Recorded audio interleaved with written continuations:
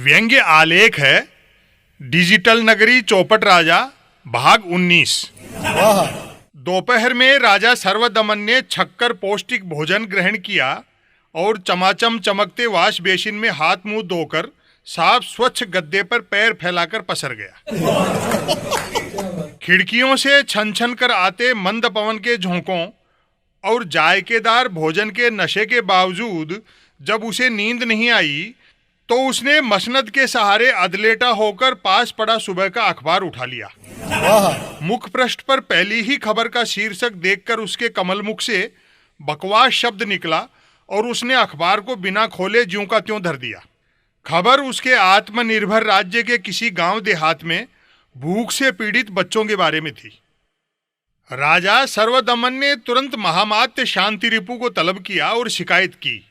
महामात्य शांतिरिपु, media के मेरे सिंहासन के पाये से बंधा होने के बावजूद किसी कागजी शेर ने मेरे सुशासन को बदनाम करने की हिमाकत कैसे की?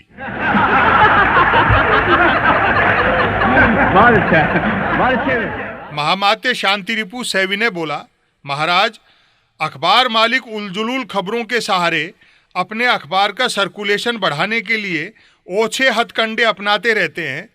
जब आप नित्य नियम से भोजन कर रहे हैं तब आपके राज्य में भला भूख की समस्या कैसे हो सकती है?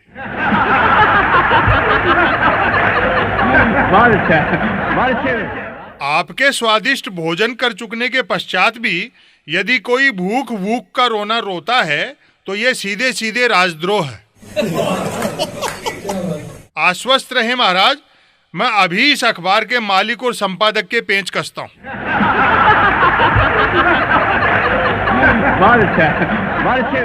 महामात्य शांतिरिपु के सत्य वचनों से गदगद होकर राजा सर्वदमन उसे राज्य के विकास और प्रजा के अच्छे दिनों के बारे में बताने लगा। जब से मैंने राजमहल में रहना शुरू किया है, राज्य में किसी के पास आवास की समस्या नहीं है। महामात्य शांतिरिपु ने राजमहल की छत की ओर इशारा करते हुए कहा, देखिए, आपकी कृपा से आज हर नागरिक के सिर पर मजबूत छत है महाराज। राजा सर्वदमन बताता गया, मैं रथ से आवागमन करता हूं तो मैं ये कैसे स्वीकार कर लूं कि मेरे राज्य का कोई नागरिक शौकिया वॉक करने के अलावा कभी पैदल चलता है। राज्य में लोग तभी पैदल चलते भटकते थे जब राजपद मिलने से पहले मुझे पैदल चलना भटकना पड़ता था। आज मेरे पास न धन का अभाव है और न साधन का। इसी से सिद्ध है कि मेरे राज्य के हर नागरिक के पास धन भी है और साधन भी। महामात्य शांतिरिपु सच का साथ देता रहा, अर्थात राजा सर्वदमन की हाँ में हाँ मिलाता रहा। राजा सर्वदमन महामात्य शांतिरिपु को अपना वस्त्रागार दिखाते हुए बोला, लो देखो महामात्य शांतिरिपु, मेरे राज्य के प्रत्येक नागरिक के पास कितने आकार प्रकार के कितने ढेरों ढेर वस्त्र हैं।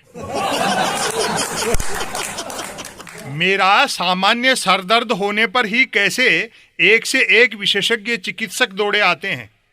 मेरे राज्य में प्रजा को कितनी शानदार चिकित्सा सुविधा सुलभ है।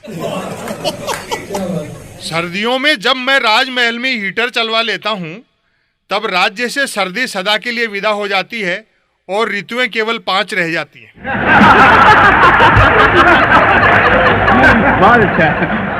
शिक्षा को लेकर महामात्य शांतिरिपु ने बड़ी शिक्षाप्रद बात कही। आप सिर्फ साक्षर हैं, फिर भी आपके पास उच्च शिक्षा की उपाधि है महाराज। इसी से साफ है कि राज्य में न साक्षरता की कमी है और न उच्च शिक्षा की उपाधियों की। न सिर्फ हर साक्षर के पास उच्च शिक्षा की उपाधि है, बल्कि जिसके पास उच्च शिक्षा की उपाधि है वह साक्षर भी है।